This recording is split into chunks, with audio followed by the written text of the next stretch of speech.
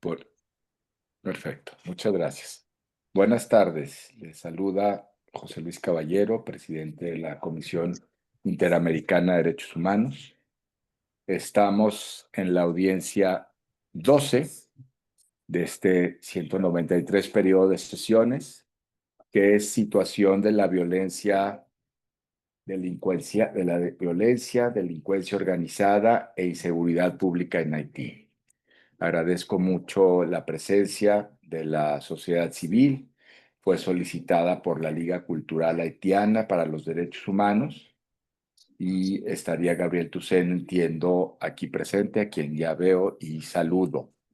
Eh, el objetivo de esta audiencia es proporcionar información actualizada sobre la situación de la violencia, delincuencia organizada e inseguridad ciudadana en Haití. Muchas gracias también al Estado que nos acompaña esta tarde por su presencia y por estar pues siempre en esta consideración del diálogo con la Comisión Interamericana en una situación pues tan delicada y a la que la Comisión le ha dedicado su monitoreo continuo y sus esfuerzos también. Agradezco mucho la presencia y veo aquí a la comisionada Roberta Clark, quien es además relatora para Haití, al comisionado Arif Vulcan, segundo vicepresidente, a la comisionada Gloria Monique Demis, al comisionado Carlos Bernal, y está con nosotros también el relator especial de libertad de expresión, Pedro Vaca, la secretaria ejecutiva Teana Renau y la secretaria adjunta de monitoreo María Claudia Pulido. Eh, Quiero pues solamente enfatizar que esta audiencia, dos cosas. La primera, que esta audiencia pues refleja el compromiso que la Comisión Interamericana tiene con los derechos humanos, con llevar adelante en el discurso, en la práctica, en su trabajo, en su mandato, la apuesta por los derechos humanos, su vigencia en la región, a pesar de los enormes desafíos financieros, de política, axiológicos incluso. Y la siguiente es que tenemos que asegurarnos que esta audiencia sea inclusiva para las personas que tienen discapacidad visual. Entonces, les pido que siempre, cuando se presenten por primera vez, hay que decir su nombre, su cargo, la organización a la que representan o la instancia pública a la que representan, y luego reiterar su nombre para que efectivamente puedan las personas con discapacidad visual identificar. Acá en la plataforma de Zoom hay subtítulos que se pueden hacer grandes o menos grandes de acuerdo a lo que deseen. Y toda esta dimensión de accesibilidad está en todos los canales de la Comisión Interamericana. Vamos a dar la palabra a la sociedad civil por 20 minutos, el Estado 20 minutos, la Comisión Interamericana 20 minutos. Regresaremos con la sociedad civil y el Estado por 12 minutos más. En la parte superior izquierda de la pantalla, si no estoy diciéndolo mal, ahí está el cronómetro que nos indica el tiempo. Les pido, por favor, de la manera más atenta, ser muy escrupulosas y escrupulosos en el uso del tiempo, porque tenemos que apegarnos estrictamente a la duración prevista de la audiencia, lo que les agradezco enormemente. Entonces, vamos a empezar. Por favor, tiene la palabra la sociedad civil. Adelante, Gabriel. Merci, Monsieur José, commissaire président. Merci, Madame le secrétaire général. Merci, Mesdames, Messieurs les commissaires et les membres des organisations de la société, différentes organisations de la société civile des différents pays et aussi les membres qui représentent le pays d'Haïti. La Ligue culturelle haïtienne pour les droits humains, LCAGS, vous remercie de cette occasion de nous exprimer sur l'une des plus profondes de l'histoire contemporaine d'Haïti. Le recours généralisé à la violence armée, l'enracinement du crime organisé et l'effondrement de l'ordre public. Depuis plusieurs années, et plus particulièrement depuis 2019-2021 à nos jours, Haïti fait face à une situation de sécurité sans précédent, marquée par l'expansion territoriale des gangs armés qui contrôlent désormais plus de 80% de l'agglomération de Port-au-Prince et d'autres villes et provinces d'Haïti, une présence accrue des gangs armés de violence avec des armes lourdes, des armes de guerre lourdes, circulant librement entre les mains des groupes criminels. Des massacres répétés des villes, des civils, des journalistes et des défenseurs des droits humains, souvent ciblés en raison de leur appartenance géographique, sociale, politique. L'augmentation spectaculaire de l'enlèvement, des trafics, des ventes d'organes, des viols, des assassinats et des déplacements forcés, cette violence n'est pas isolée. Elle est organisée, coordonnée et financée par des mains visibles et invisibles. Nous sommes confrontés à un crime organisé, ancré dans les structures économiques et politiques du pays.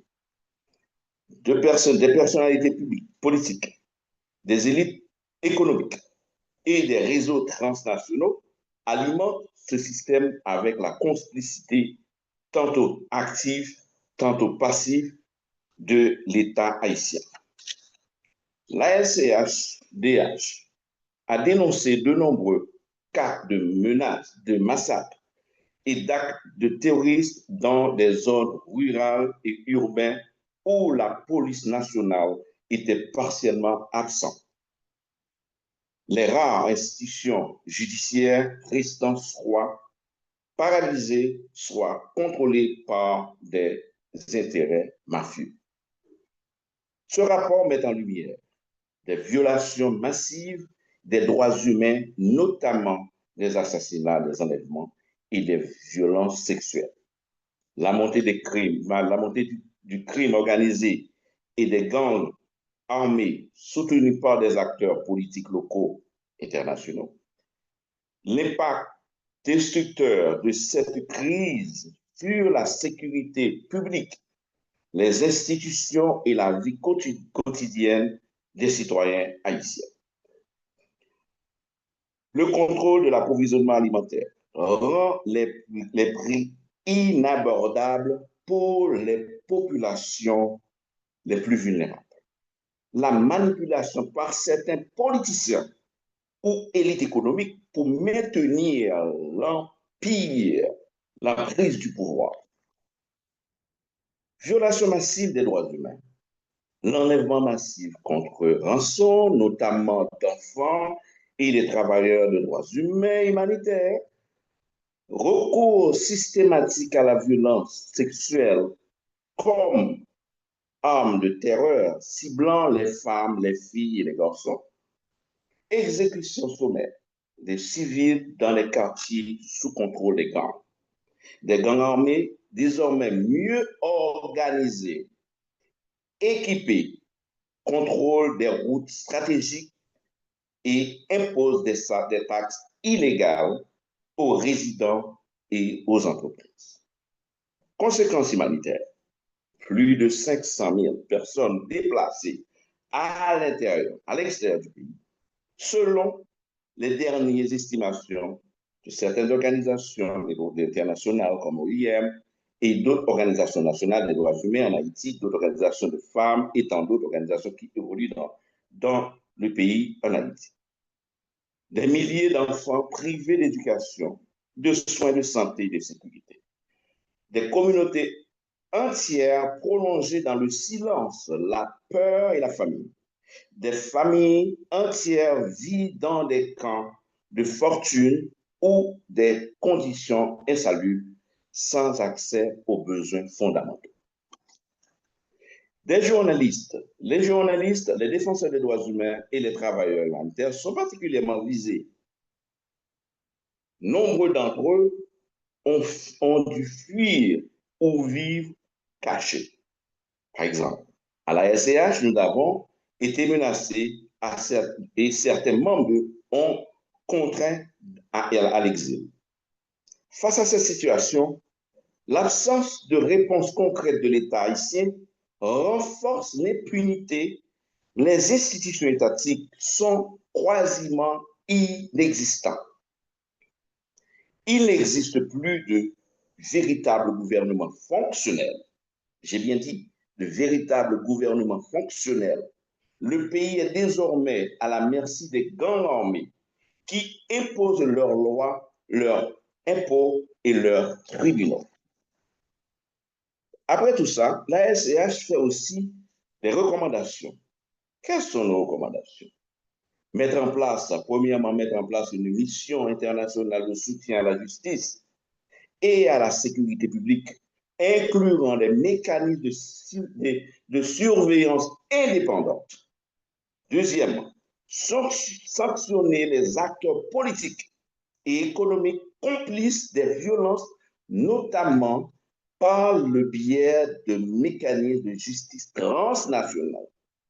Troisièmement, soutenir les organisations locales de défense des droits humains afin qu'elles puissent continuer à documenter, protéger et dénoncer. Quatrièmement, renforcer la protection des victimes et des témoins en facilitant leur relocalisation ou leur accès à la justice. Cinquièmement, tenir l'État haïtien responsable de ses obligations internationales, notamment en matière de prévention des crimes contre l'humanité. En conclusion, les rapports de la SCH mettent en lumière une situation critique qui requiert une action immédiate et coordonnée de la part des forces armées d'Haïti, de la police nationale haïtienne, de la CIDH-OEA et ses partenaires internationaux et nationaux. La violence et la sécurité extrême en Haïti ne constituent pas seulement une crise locale. Elle représente une menace pour la population haïtienne vivant dans les 10 départements du pays. Une menace qui pourrait s'étendre si des mesures significatives ne sont pas prises rapidement. Le rapport de la SCH vise à alerter les autorités nationales et internationales sur la gravité de la crise haïtienne, la crise en Haïti. Deuxièmement, fournir des recommandations concrètes pour résoudre cette situation.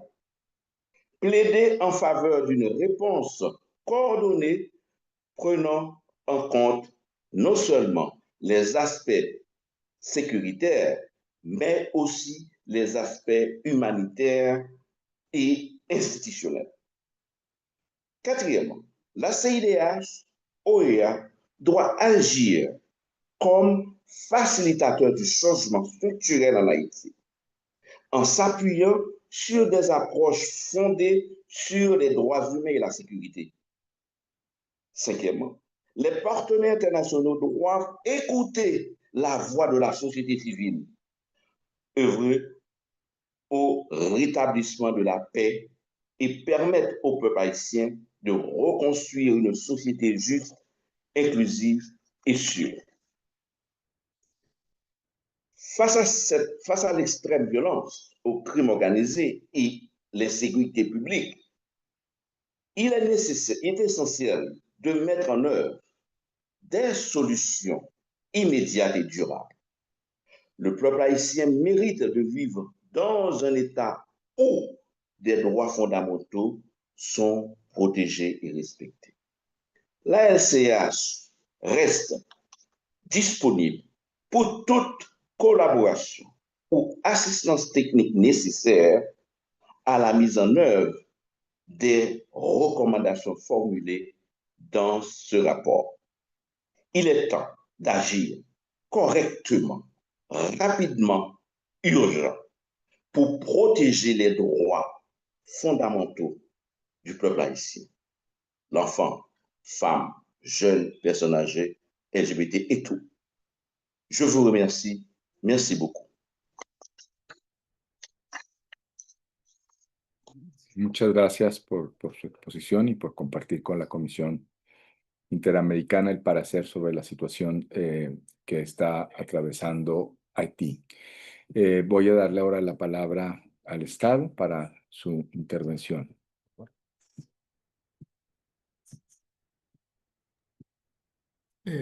Merci, Monsieur le Président. Alors, notre ambassadeur, Madame Desulmé, souhaitait elle-même participer à cette audience de la CIDH parce que elle-même, son parcours personnel est, est marqué par son combat pour le respect de la vie et des libertés individuelles et contre les violations des droits humains au sein de diverses organisations de la société civile auxquelles elle a appartenu et au sein desquelles elle a milité. Malheureusement, elle a un petit contretemps. Je lui ai parlé juste avant la séance et elle était chez le médecin. Donc, elle espérait pouvoir finir à temps pour nous rejoindre, mais je suppose qu'elle le fera en cours de session. Donc, alors, je vais tout simplement commencer par saluer la Ligue culturelle haïtienne pour les droits de l'homme pour l'initiative qu'elle a prise au mois de novembre de l'année dernière de produire un rapport sur la situation d'extrême violence, de criminalité et d'insécurité publique en Haïti. Il est réconfortant de savoir que des citoyennes et des citoyens haïtiens restent engagés et portent un regard sans complaisance sur la crise multidimensionnelle que traverse le pays et cherchent en toute bonne foi des solutions viables et durables. Dans son rapport qui date de la fin du mois de novembre 2024, la LCHDH a pris le temps de compiler des données et des informations aussi crédibles que possible.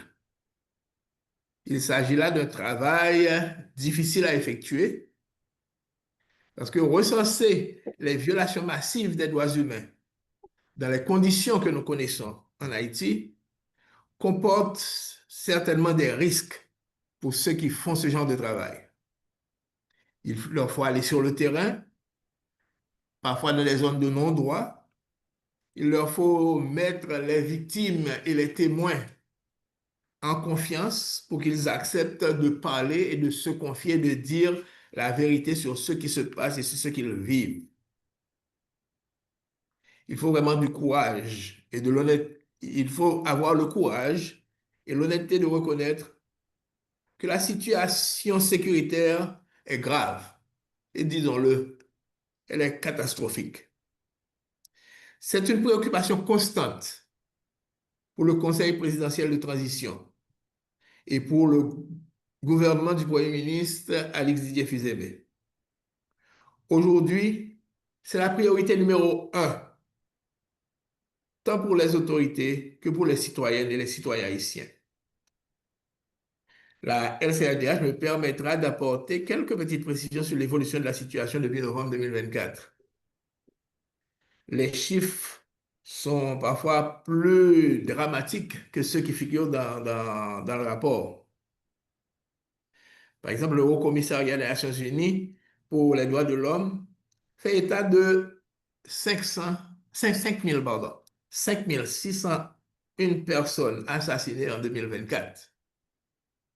Et les données, manifestement, sont en augmentation pour le début de l'année 2025. Les enlèvements contre eux sont continus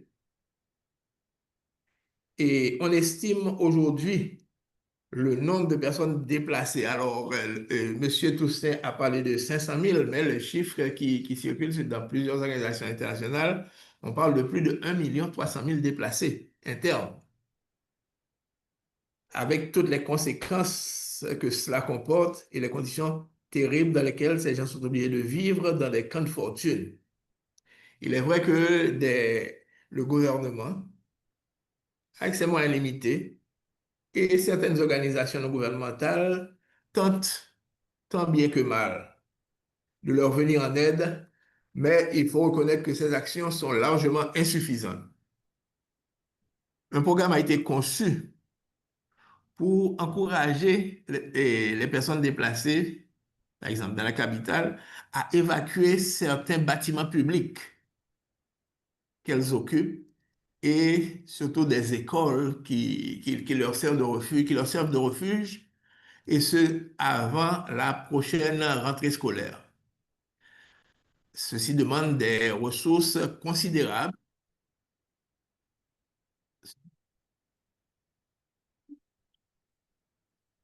Oui, ceci demande des ressources considérables que le gouvernement fait de son mieux et effectivement, vu les conditions dans lesquelles vivent les gens, se trouver à se reloger dans un quartier sûr qui ne soit pas sous l'emprise des gangs est plutôt difficile et les gens sont obligés d'aller en province.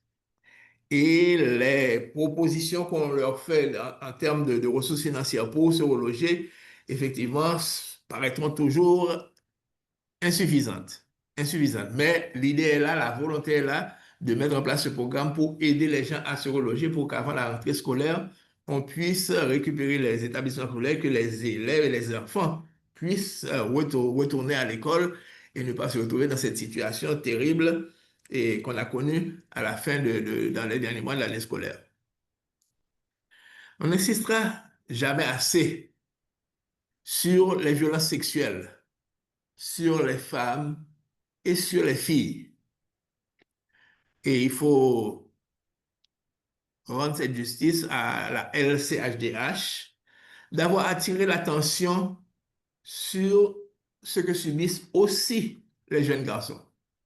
C'est un sujet, peut-être par pudeur, que on n'aborde pas souvent, mais qui mérite d'être souligné. Pour cela, j'en félicite le LCHDH. Nous attirons l'attention également sur le fait qu'en dépit des actions de la police nationale d'Haïti, des forces armées d'Haïti, qui sont encore une armée embryonnaire, et de la mission multinationale d'appui à la sécurité, les gangs étendent leur emprise sur d'autres régions du pays en dehors de la capitale. Cet an dernier, ils étaient déjà présents dans le département de l'Artibonite et ils prennent déjà dans le plateau central, dans le département du centre qu'on appelle plateau central, le bas plateau central, ils occupent certaines villes et forcent des gens à se déplacer. La récente attaque, hier encore, ils ont attaqué la communauté de Liancourt, où le poste de police a été incendié, des policiers ont été tués, un véhicule blindé de la police a été incendié et il y a des images, vous fais grâce de la description des images horribles de ces gangs traînant les corps de policiers à travers les rues de la ville. Ce qui a fait fuir plusieurs milliers de personnes de la communauté de Liancourt. C'est vous dire que les gangs ne chôment pas. Et manifestement, ils ont bien l'intention de continuer à terroriser la population. Parce que là, on ne parle plus seulement de simple violation des droits de la personne, on parle carrément de terreur méthodique et systématique. Les violations des droits de l'homme perpétrées par les gangs ont pris de l'ampleur. Et ce qui nous fait comprendre que ces terroristes, parce il faut maintenant les appeler ainsi carrément, sont aussi au service ou en liaison avec des réseaux criminels transnationaux organisés. Il apparaît de plus en plus clairement qu'ils maintiennent ce climat de terreur pour pouvoir se livrer librement à toutes sortes de trafics illicites. La drogue, bien entendu, le trafic des armes. Il y a une quantité d'armes qui rentrent en Haïti. Tout ce qui se passe, Haïti est redevenu une plaque tournante pour le trafic de la drogue. Et, bon, je n'ose pas le dire officiellement, mais on parle même de trafic d'organes et d'êtres humains. Aujourd'hui encore, à l'OEA, la commission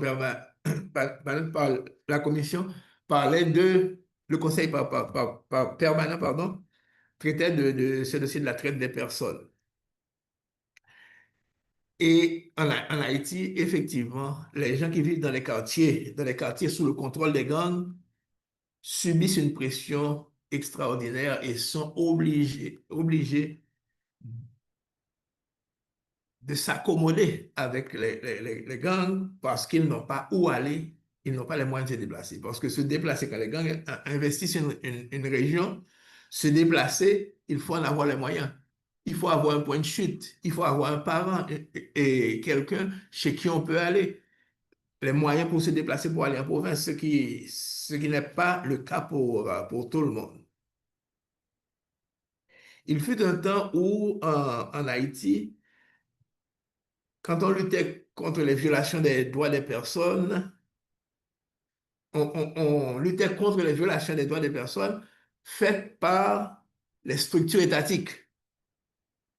Mais aujourd'hui, nous constatons que ce sont les bandes criminelles qui tuent, qui violent, qui volent, qui pillent, qui incendient, qui rançonnent, qui coupent les axes routiers et perturbent les activités économiques et sociales considérablement.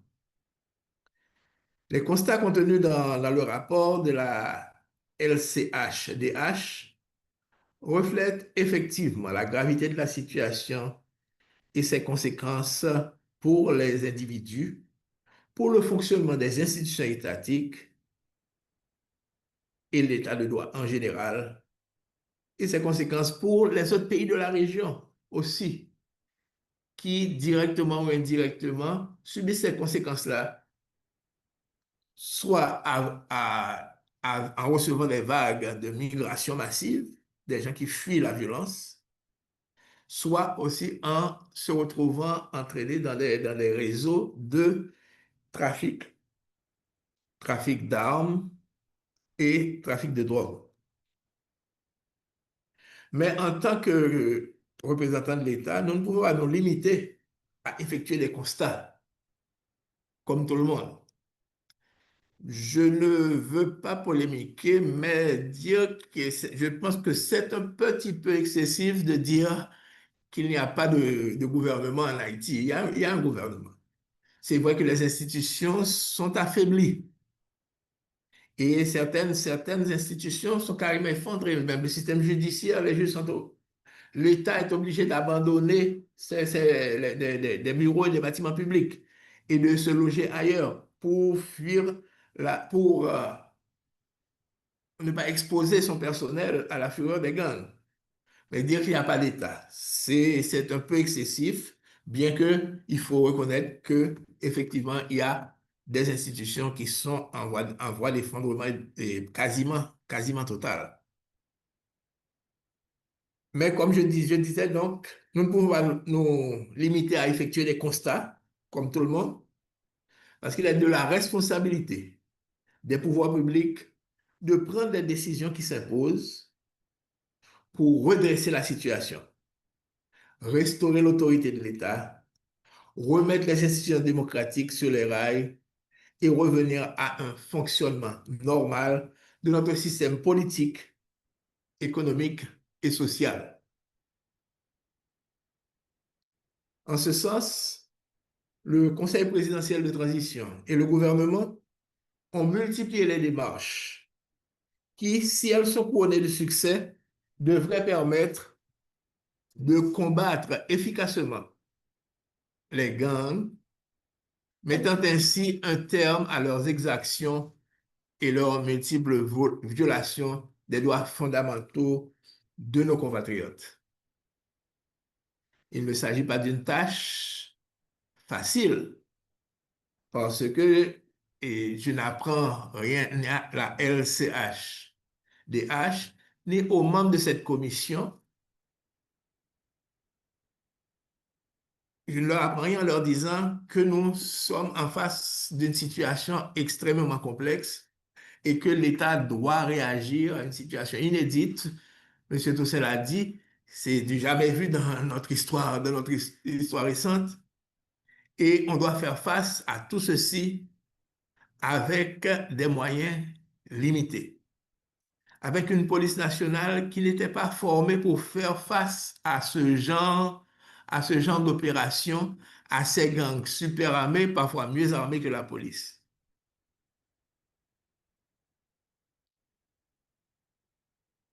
C'est vrai que le gouvernement a pris les dispositions et c'est après avoir constaté les faiblesses des structures étatiques, les faiblesses de notre appareil de sécurité, de son manque de préparation et de formation spécialisée pour faire face à des gangs structurés bien armés,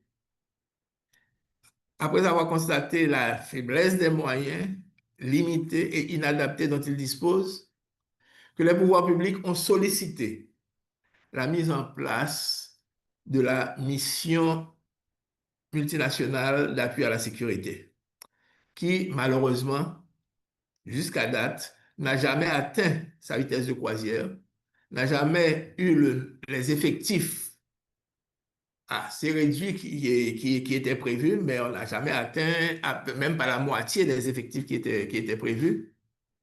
Ils n'ont jamais eu les équipements adéquats.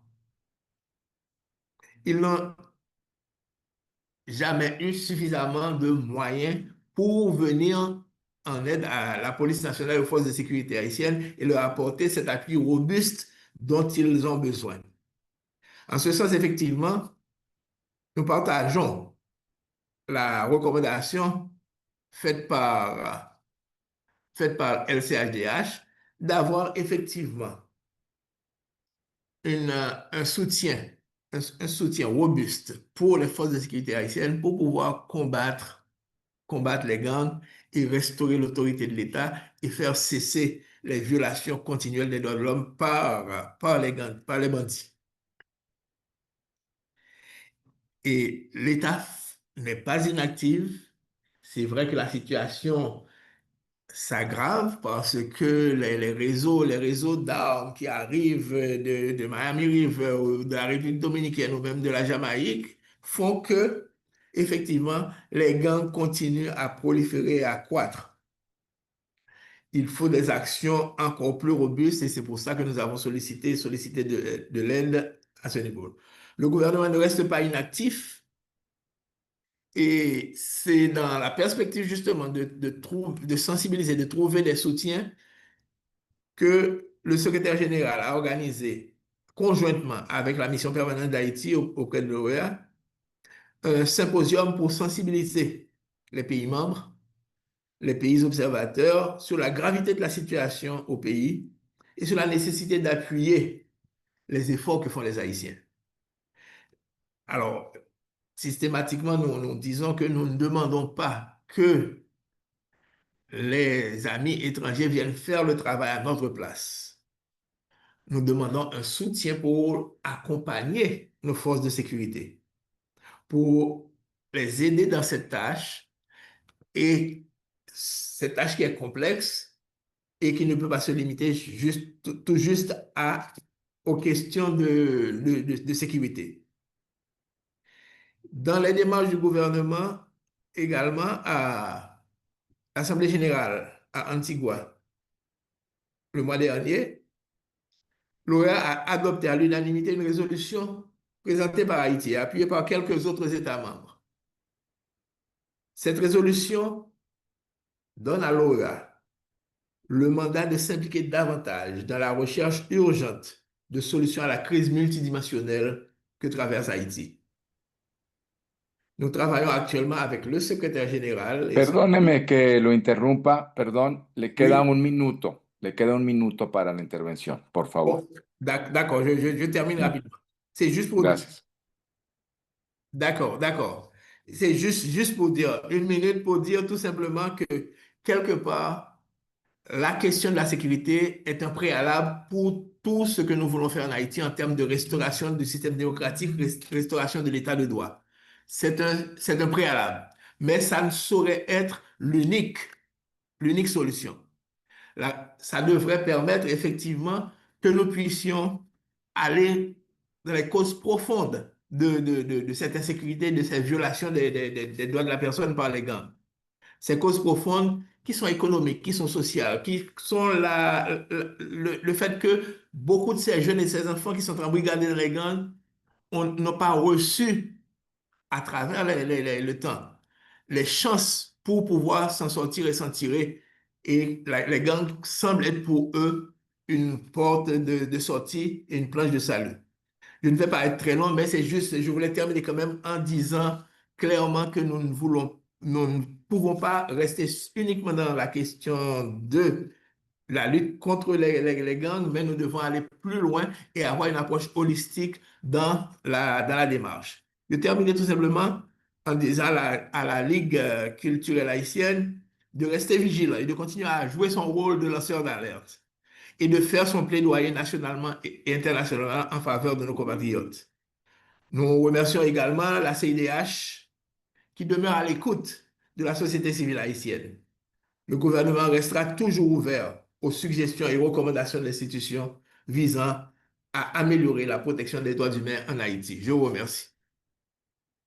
Muchas gracias. Muchas gracias. Vamos, gracias. Vamos ahora a la intervención de la Comisión Interamericana. Le voy a dar la palabra, tenemos 20 minutos, a la comisionada Roberta Clark, relatora para Haití. Good afternoon. Thank you, President Caballero, and good afternoon, the representative of civil society and the representative of the state. This is Haiti's going through, and the Haitian people are going through an extraordinary, unprecedented time in the ways in which you have both described.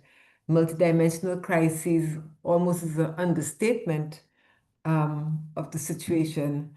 It's not often that we have the state adding information to what CSOs have said. And in fact, this is what you did, that you said it, in some dimensions, the statistics, the data is even more dire and more serious. And in particular, the data on persons who are forcibly displaced in Haiti. As you say, over 1.5 internally displaced people in Haiti. It's a dramatic scenario by any measure. And there's a common challenge. And again, we don't often within the commission have that sense. Perdón, comisionada, estamos teniendo complicación con la interpretación al francés, ¿me están diciendo?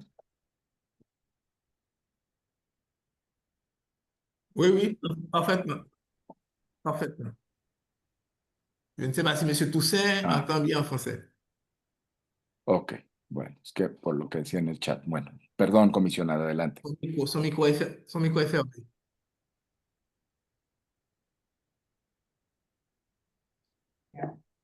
And I was saying, it's not often that we have both the state and civil society representatives having a common challenge in the way in which you have described it here. Both of you are speaking, both the state and civil society are documenting, witnessing, and analyzing the same thing.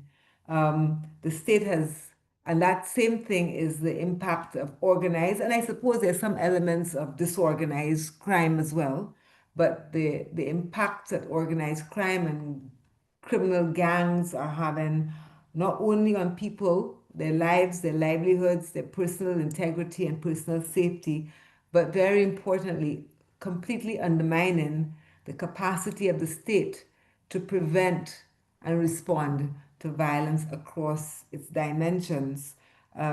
We've heard and we've been hearing over the last 2 years for sure, more than that, but certainly over the last 2 years, the declining capacities of the police, who themselves are under direct attack. In your words, Representative State, the collapse of the judiciary, justice operators, persons who themselves are being targeted by organized crime and they themselves are in harm's way. In the earlier report, maybe a year and a half ago, we were already seeing how many police officers had left Haiti, leaving Haiti looking for safety because the police themselves are targets of violence, of organized crime. So we see that, and also what seems to be, I wouldn't say a new situation, but certainly we have a heightened awareness of it, is the access to weapons and weaponry, ammunition, and major kinds of ammunitions, which are coming through the porous borders of Haiti, of course, because security systems have also been affected by organized crime. We have been hearing from civil society organizations not only the impact on security, and I hear a representative of civil society saying over 80% of Port-au-Prince may be, as high as that, may be under the control of the criminal gangs. I mean, just to imagine that. But we also have to think about, and many of our commissioners are here, we have to be thinking about the impact of this crisis on children. For example, are they accessing schools? Probably not. How many children are not in school and have not been in schooling for how long? Public transportation, for such as it is also a site of violence, is a site of kidnapping. So children's lives are being ruptured in dramatic ways, and the implications for the medium and the long term are very, very serious. And we have to be thinking about that. It's not only about the security now, it's the security of the next moment, of the next generations, haven't even lived through this crisis, and what are the implications and consequences for quality of life. So you've outlined a lot of things for us.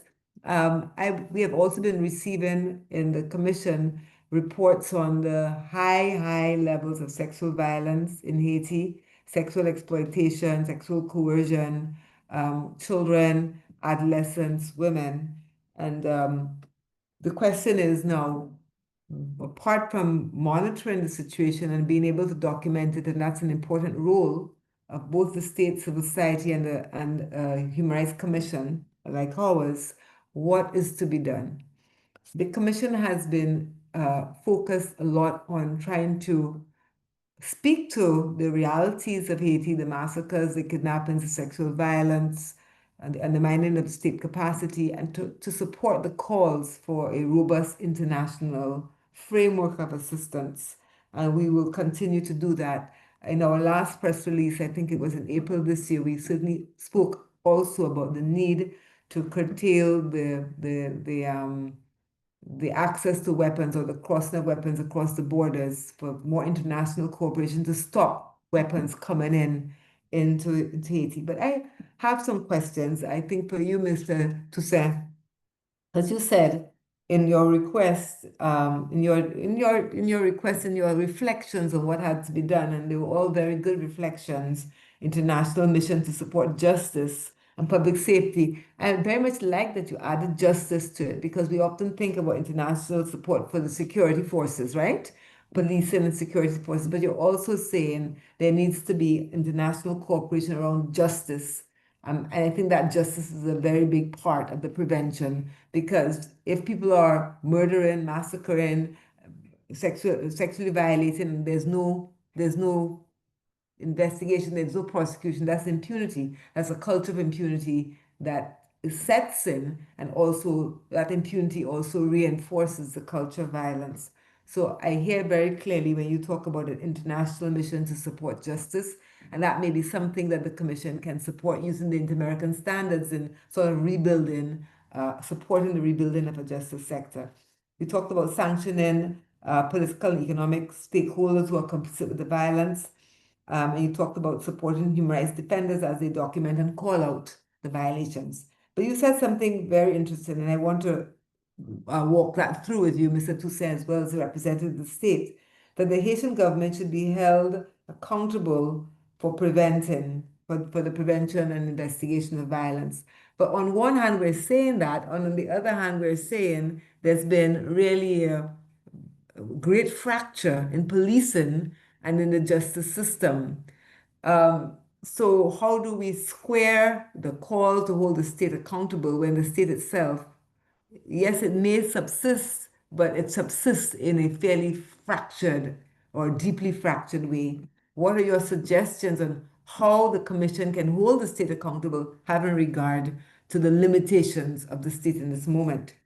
And then I want to also ask both the representative of the state and you, Mr. Toussaint, you said that civil society is saying that they must be involved in the solutions they have to be participating in decision making. And so my question for the state is, how has the transitional government or the agents of the state engaged with civil society organizations? How is that happening? And we have also heard from women's organizations that often they are left out of these discussions on the future of Haiti, the future governance arrangements of Haiti. So one, how does the government and the state interact with civil society organizations, and more specifically with women's organizations? And then finally, the question on mechanisms, which is connected with how does the state listen to civil society? What are the channels, the existing mechanisms for that interaction between the state and civil society to occur? And not only occur in the moment, but to keep on occurring over time, particularly as the country goes into the electoral processes, which should be coming in a few months' time and after that. So I think these are some of my reflections, but please be assured that the Commission has been closely paying attention to Haiti. Some of the things that we can do are the monitoring and the listening, but we can also provide technical support services and hope to do so within the context of the OAS action plan, wherever we can find the space to participate in that process. Thank you very much. I overspoke, but I think we have time, President Caballero. Gracias, comisionada Clark, además la relatora de país, que es muy importante. Les pido al resto de colegas de equipo que hagamos un uso eficiente del tiempo. Tenemos un poquitito quizá, pero no podemos ampliar mucho el margen para poder participar todas las personas comisionadas y el equipo que estamos aquí que quieran hacerlo. El comisionado Arif Vulcan, segundo vicepresidente. Thank you, Chair. And I think I might be looking at a different clock because it seems to me that we do have some time, but I'll be brief as you instruct. And thank you very much to Commissioner Clark for framing the issue so well. You know, there's very little, I think, that we can offer from the Commission given the breakdown that you have described on both sides, interestingly enough. The question I had, because, or one of the questions I had, and it's the thing I wanted to start with because of the scale of what you've both described, both from the state and from civil society, in terms of the collapse of the public order and this fracture of the state in Haiti. I wanted to get, you know, particularly because of things that you've mentioned, for instance, in terms of the massacres, the hostage, the siege of the city of the capital and other places in Haiti. So can you tell us, please, give us a sense of the extent of normalcy in Haiti in terms of the day-to-day life?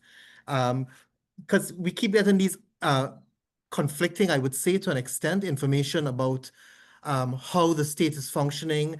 The representative did make pointedly made a correction that the state is not absent, it's just weakened. So what about the other institutions and the other elements of government? Is there a, you know, a functioning education system, security? I know that there was some amount of outsourcing to private security. Is that still happening?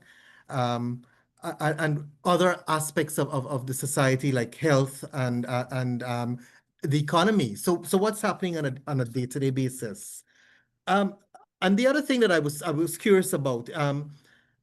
So recently, many international organizations were affected by budget cuts in the US or funding cuts. Did this impact upon Haiti as well? Is there any kind of aid still pouring in, or has it been eliminated or reduced?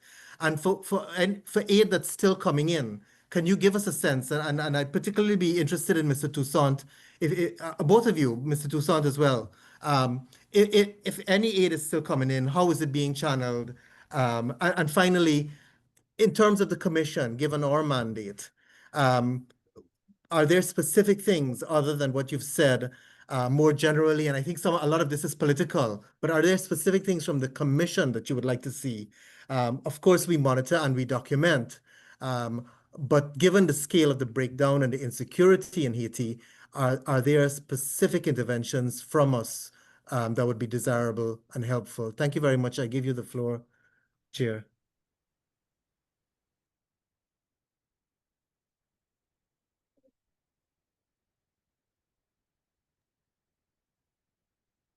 Muchas gracias, comisionado Vulcan. Ahora le voy a dar la palabra al comisionado Carlos Bernal, viendo que está aquí. Merci beaucoup, Monsieur le Président. Je voudrais remercier les représentants de la société civile et aussi les représentants de l'État pour assister à pour l'occasion de parler à ces faits qui constituent violation des droits de l'homme en Haïti. Et j'ai seulement 5 concrètes questions pour vous. Et la première question est si l'institutionnalité de l'État et de l'économie peut travailler néanmoins au minimum en Haïti. Ma deuxième question, il adresse les droits économiques et sociaux et spécifiquement le droit d'accès à la nourriture et l'eau potable. Et parce que je ai reçu des informations des organisations humanitaires qui amènent la nourriture jusqu'à les Anglais. Et selon cette organisation, il est impossible d'amener la nourriture à ces régions du pays. Et pour ces raisons, les personnes à faim et il y a des violations des droits économiques et sociaux. Et une troisième question est la relative aux attaques aux femmes et filles pour la violence sexuelle. Et je voudrais savoir si l'institutionnalité de l'État a quelques programmes sociaux pour prévenir ces attaques, ces violences sexuelles et les possibilités réelles d'investiguer et de l'enquête dans ce cas. Et finalement, je voudrais savoir s'il y a quelques programmes sociaux pour tenter de prévenir les déplacements internes et aussi pour garantir les droits des personnes déplacées dans le pays. Merci beaucoup, monsieur.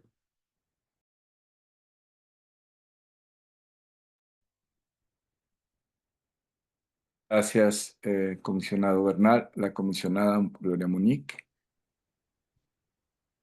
Denise, por favor.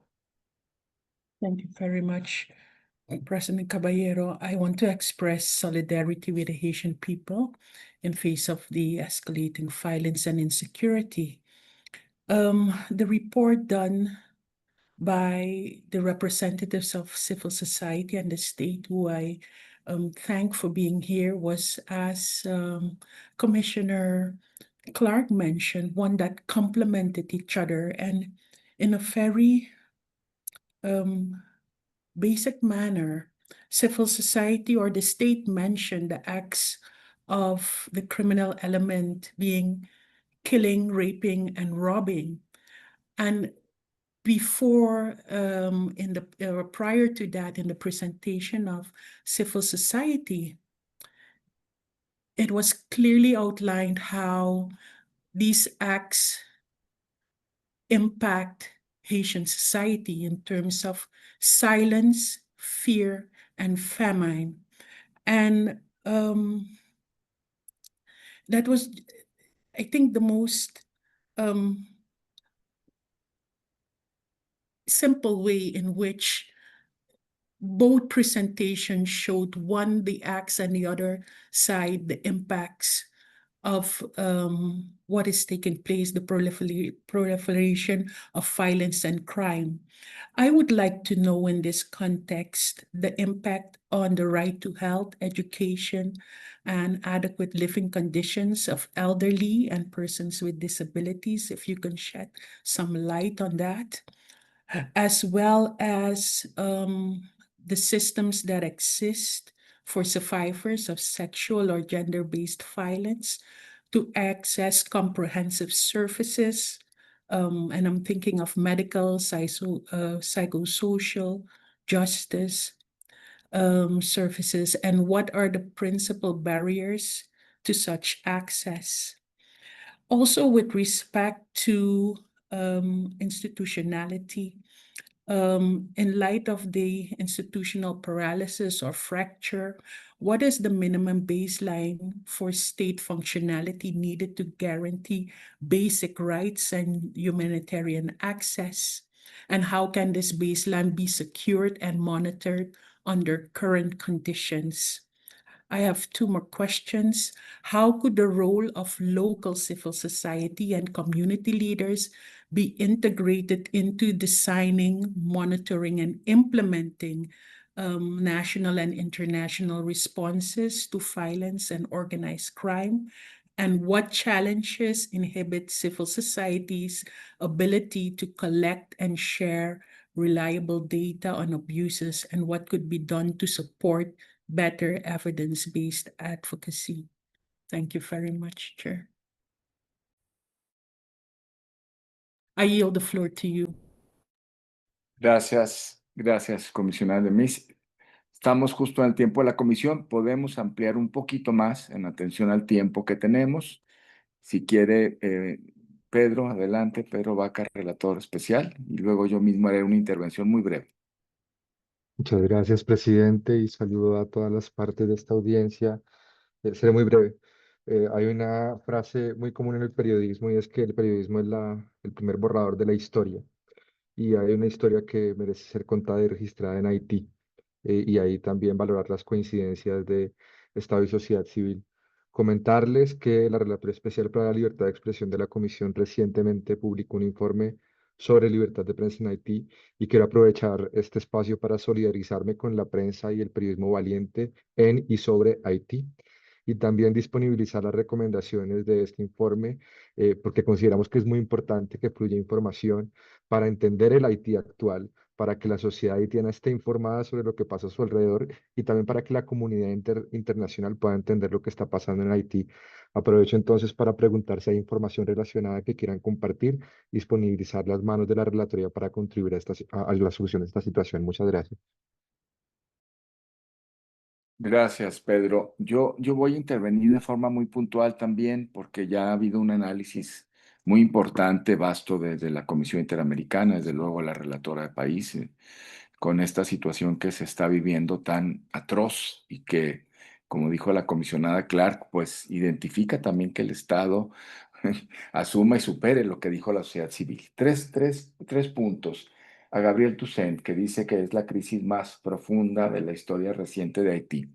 En este plan que propone, ¿qué diferencia habría con respecto a planes de recuperación o de intervención anteriores? ¿Por qué este sí habría que acometerlo? ¿Por qué merecería una atención particular con respecto a planes anteriores? Esa es la primera. La segunda tiene que ver, le pregunto al Estado, con la cooperación internacional. ¿Qué puede entender? Cuando le dije que faltaba un minuto, al representante del Estado estaba hablando de la resolución en la Asamblea General de la OEA. ¿Qué me podría decir? ¿Va a ayudar esa resolución? ¿Va a ayudar lo que dijo la OEA en Antigua y Barbuda? ¿Cómo va a cooperar? ¿Qué piensa usted de esto? Porque también la cooperación internacional a veces, perdón, pero es la expresión que se me ocurre, está un poco perdida en el tema de Haití. Y tercero, al mismo Estado, ¿hay alguna estrategia, por mínima que sea, que se esté implementando para evitar el reclutamiento de niñas, niños y adolescentes en las pandillas? Por mínima que sea, ¿qué incentivo, qué aliciente están teniendo las infancias, las adolescencias para ser parte de las pandillas y no dedicarse a alguna alternativa que pueda ser acogida por la sociedad y por el Estado? Esas son mis preguntas. Yo le devuelvo la palabra a la sociedad civil. 12 minutos. Por favor, vamos con el tiempo. Bien. Merci Madame la Commissaire, merci la Commissaire, Madame la Commissaire, Monsieur le Président, et encore merci à vous toutes et à vous tous qui ont pris la peine aussi de voir la situation en Haïti. Nous ne sommes pas l'État, on est de la société civile, on sommes là pour dénoncer, pour observer, pour faire des rapports sur ce que l'État haïtien a pris comme responsabilité pour permettre au respect des droits fondamentaux de la population haïtienne. Et notre travail, c'est de dire à l'État, par rapport à ce qu'il dit de la Constitution, par rapport à tous les rapports que vous avez signés, les trucs que vous avez signés sur le plan international, vous devez respecter ça. Par rapport à l'éducation, qu'est-ce que l'État avait fait pendant telle année de telle année? Rien. Aucun résultat. Qu'ils ont fait avec l'argent des contribuables? Rien. Rien. Vous avez comme exemple 2010, tremblement de terre. Jusqu'à présent, il y a toujours des personnes déplacées dans les camps. Et maintenant, la situation là maintenant enclore et augmente le problème beaucoup plus. Je ne veux pas répondre pour l'État. Pourquoi j'avais parlé de collaboration? Parce que je sais qu'il y a des organisations en Haïti qui travaillent pour le changement en faisant des programmes, en faisant des renforcements des capacités. Nous travaillons sur l'éducation civique, sur les droits humains, les droits des femmes, et aussi nous collaborons avec l'État sur la traite des personnes. En 2019, j'ai été au 73e session de l'OEA. J'avais présenté le début de cette situation en photo. Je vous ai envoyé des photos, c'est presque les mêmes photos. Rien n'a été pris, les engagements que l'État avait pris auparavant, il n'a même pas respecté. Et jusqu'à présent, ça augmente. Donc, je laisse à l'État de répondre à ses responsabilités. Oui, vous avez parlé de 500 000 personnes qui ont laissé le pays. Par exemple, les gens qui sont en train de déporter en Haïti, pourquoi ceux-là sont venus aux États-Unis? Parce que Haïti n'est pas en sécurité. Haïti, c'est un système. C'est l'État assume ses responsabilités par rapport aux crimes organisés dans ce pays. Et des fois, leurs noms ont cité. Je n'ai pas besoin de citer leurs noms. Mais vous voyez tout, vous regardez les nouvelles, vous avez vu. Mais nous, en tant qu'organisation de la société civile, on a notre limite. On ne veut pas faire le boulot de l'État. Ce qu'on a fait aujourd'hui, on a la CIDH qui nous donne l'espace pour pouvoir partager ce qu'on a vu, les constats qu'on a fait par rapport à la situation en Haïti. On parlait de plan. Le plan que je parle, c'est par rapport à comment nous pourrions ensemble donner la chance à la société civile, négligée par l'État, négligée par 9 personnes. Au lieu de s'en soucier de la population, ils sont souciés des poches, de ses poches et de leur pouvoir. Ça, c'est inacceptable. Les humiliations des Haïtiens en République dominicaine, ils n'ont rien fait. Les humiliations des enfants, les kidnappings, ils n'ont rien fait. Les gangs ne sont pas l'État. L'État reste l'État. Il y a la police, il y a l'armée. Pourquoi ces gens-là ne font rien? Pourquoi l'un des 9 présidents, un pays qui a 9 présidents, c'est pas normal. Ils ont laissé de côté ce peuple en péril. C'est là notre devoir en tant que défenseur des droits humains, de dénoncer et aussi de reporter la situation, ce qui se passe en Haïti. Je laisse à l'État de répondre à la question, parce que les questions que vous me posez, c'est à l'État de répondre. Parce que je ne veux pas répondre pour l'État. Par rapport aux chiffres, c'est par rapport, parce que nous, je fais partie d'un réseau depuis la MINUSTA, on a un groupe de sociétés civiles qu'on travaille ensemble. On travaille avec le Haut Commissariat des Nations Unies pour produire des rapports.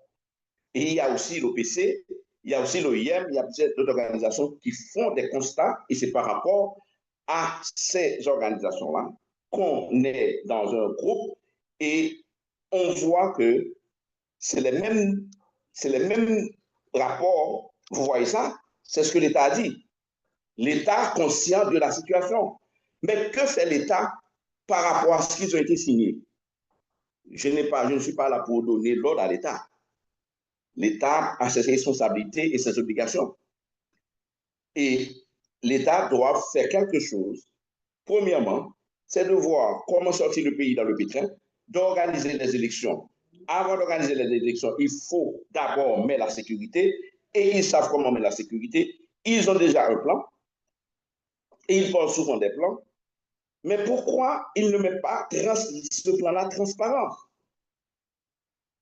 Vous comprenez? Parce que c'est un problème de transparence. Il n'y a pas ça. Il y a un problème de l'autorité de l'État. Il y a l'impunité à tous les niveaux. D'où tout le monde entend que c'est l'État qui donne les armes, qui donne ceci, qui donne cela, les députés, les sénateurs, impliqués dans des choses, associés avec des mains invisibles et visibles. Moi, pour ma sécurité, il y a certaines choses que je ne dis pas. Parce que j'aime quand quelqu'un dit la vérité. Vous êtes responsable de qui?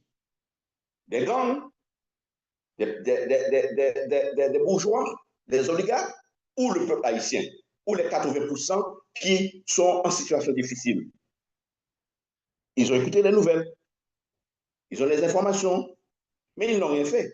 Moi, en tant que société civile, je ne peux rien faire. Je ne peux rien faire, je n'ai qu'à travailler ensemble avec un réseau, avec d'autres organisations, pour dénoncer ce que l'État en prend d'interrogation. Vous comprenez? Parce que je sais que c'est grave. Malheureusement, c'est Haïti qui est dans cette situation. Malheureusement, mais un jour, Haïti,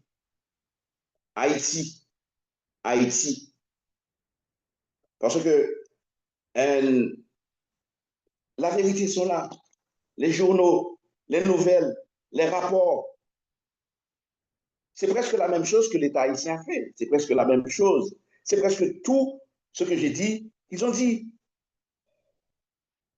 Ils reconnaissent qu'il y a un problème, un problème interne.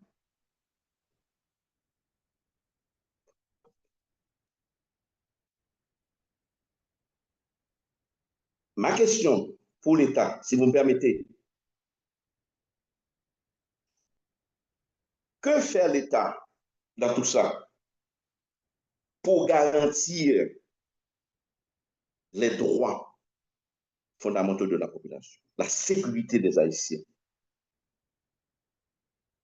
Que fait l'État pour empêcher les Haïtiens vont en République dominicaine? Que fait l'État? Les Haïtiens qui prennent les bateaux pour venir aux États-Unis, pour aller dans d'autres pays, de Brésil, Cuba, qui sont morts. Il n'y a rien. Il n'y a rien.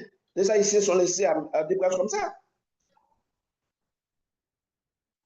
C'est comme ça. C'est une vérité. Moi, je n'ai rien à ajouter ni à retirer, parce que la vérité est là. Mon devoir, c'est ça. C'est de parler avec moi. En tant que journaliste, mon devoir, c'est ça. Et défenseur des droits humains. Pour pouvoir dire à l'État, vous avez ça, vous n'avez pas fait ça. La justice, les tribunaux sont fermés.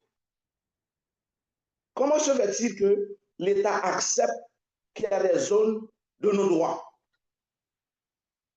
Comment se fait-il que l'État accepte que les gens meurent comme ça? Pas les gens de Port-au-Prince et d'autres villes de province ne sont pas allés à l'école. C'est par secteur. Comment se fait-il la capitale de Port, la capitale même du pays, Les aéroports ne fonctionnent pas. C'est un pays fermé. Il faut dire la vérité. Je sais que, en tant que représentant de l'État, je ne vous condamne pas. C'est un système. Vous êtes innocent. Mais un jour, vous allez comprendre. Parce que vous avez votre famille, les enfants, d'autres personnes qui meurent de faim, les femmes enceintes, les personnes qui ont des cancers, les personnes qui doivent faire des dialyses. Où ils vont? Nulle part. Dis-moi exactement où se trouve un hôpital où les gens vont quand ils vont accoucher. Rien. Il y a les nouvelles. Tel endroit, vous constatez seulement. Qu'est-ce que vous faites? Vous restez à constater. Vous n'êtes pas la société civile. Il faut faire des actions. C'est parce que c'est parce que l'État ne fait rien. Nous, comme organisation de la société civile, on demande aux amis de nous aider à résoudre ensemble ce problème. Merci beaucoup. Je ne veux pas prendre trop de temps.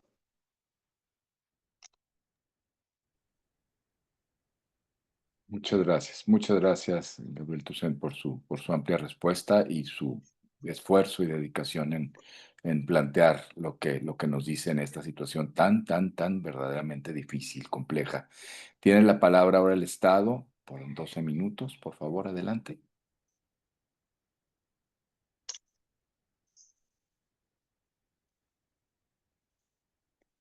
Está silenciado. Ahora sí, Donc, c'est por bon. favor. Là, je ne sais pas si vous je ne sais pas si vous m'entendez. Oui. D'accord. Bon, Desde luego. je vais commencer par dire que je comprends parfaitement l'exaspération et même la colère de M. Toussaint. Qui ne serait pas sensibilisé et touché par une situation aussi dramatique que celle dans laquelle vit notre pays aujourd'hui? C'est tout à fait normal. Bon, je ne vais pas rentrer dans les polémiques sur quelques petites exagérations. Il n'y a rien, on fait rien, c'est complètement. Donc, ça veut dire que tout est effondré et que le pays est complètement à terre. C'est vrai que nous avons d'énormes difficultés. C'est une évidence. Et Haïti était un pays pauvre, même avant cette descente aux enfers. Haïti était un pays pauvre qui avait toujours du mal à gérer, à faire face aux besoins de sa population. Aujourd'hui, la situation s'est détériorée, il faut l'admettre. C'est une évidence. Dire le contraire, ce serait complètement absurde. C'est pas parce que je parle au nom de l'État que je vais dire qu'il n'y a pas de problème dans Port-au-Prince, qu'il n'y a pas de problème en Haïti. C'est un fait, ça existe et ça saute aux yeux de tout le monde. Il n'y a pas à le cacher. Maintenant, la question, c'est de trouver des solutions. C'est vrai que, comme M. Toussaint l'a dit, il n'est pas l'État, ce n'est pas son rôle de trouver les solutions, c'est à l'État de les trouver. Mais l'État vit une réalité. Et cette réalité, nous devons prendre ça en considération dans la recherche de solutions parce que quel que soit demain matin, je changeais de place avec M. Toussaint, il serait confronté aux mêmes problèmes et aux mêmes difficultés. Donc, quelque part, je vais essayer de répondre aux questions des différents membres de la commission. Madame Clark a parlé de la participation de la société civile. Ça, c'est un fait exactement. Et qu'il y a une nécessité, effectivement, que la société civile soit impliquée. La société civile peut s'impliquer en s'engageant politiquement. Certains peuvent s'engager politiquement, certains peuvent servir de lanceurs d'alerte et de faire des actions sur le terrain. Mais nous sommes en face d'un État où, effectivement, les mécanismes de prise de participation de la société civile aux prises de décision, c'est pas très évident à mettre en place. Surtout en Haïti, M. Toussaint le reconnaîtra avec moi, la difficulté qu'il y a quand on parle d'un secteur. Dans son secteur, par exemple, les droits de l'homme, combien d'organisations? Il y a des dizaines, je ne veux pas dire des centaines parce que je n'ai pas le chiffre, mais il y en a des tas. Et chaque fois que dans les actions de l'État, on a essayé de faire un travail de représentation des différents secteurs de la société civile dans des instances d'État où les décisions se prennent, ça a toujours été la foi d'emploi. C'est une nécessité de trouver le moyen de communiquer, de faire participer la société civile, mais nous devons reconnaître qu'en Haïti, c'est extrêmement difficile, que ce soit pas seulement pour le secteur de l'homme. Il pourra le dire, ils peuvent vous le dire avec nous, pour les femmes, c'est exactement le même problème. Et on peut citer les différents secteurs, on se rendra compte qu'il y a énormément d'organisations et c'est toujours difficile de trouver les organisations représentatives pour pour communiquer. Mais à chaque fois, quand il s'agit de mettre en place, par exemple, un conseil électoral, on recourt à des secteurs de la société civile pour proposer des gens. C'est toujours difficile à mettre en place, il y a toujours des contestations, mais on arrive à le faire et dans dans d'autres occasions également, on essaye de mobiliser la société civile malgré les difficultés. Des mécanismes qui sont prévus pour que ça se fasse de manière régulière, même quand on aura des structures organisées.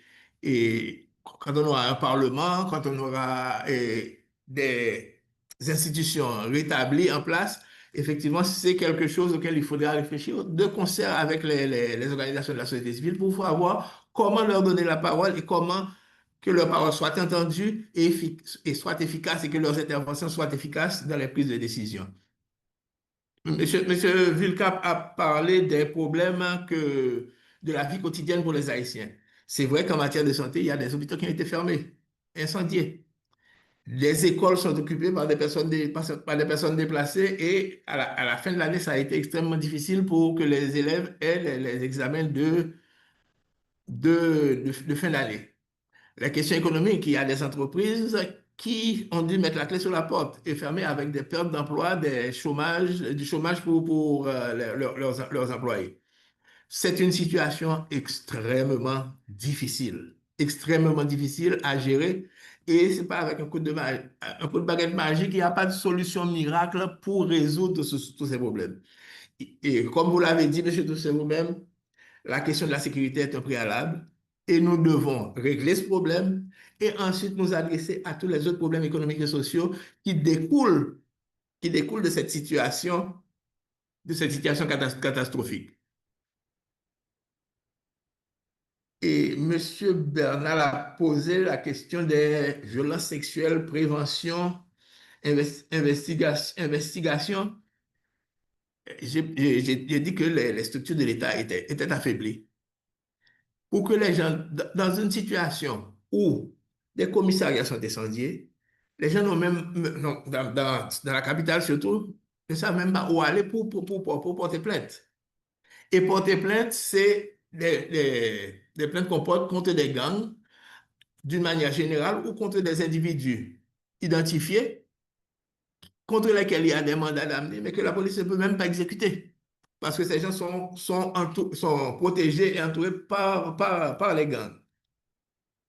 Donc, il y a énormément de choses qui ne peuvent pas se faire d'un seul coup, mais si nous arrivons, si les démarches entreprises par le gouvernement obtiennent un peu de succès et que nous arrivons à faire reculer les gangs dans la région métropolitaine, dans des villes de l'Artibonite et du bas du plateau central, je pense qu'on pourra commencer à avoir un début de solution.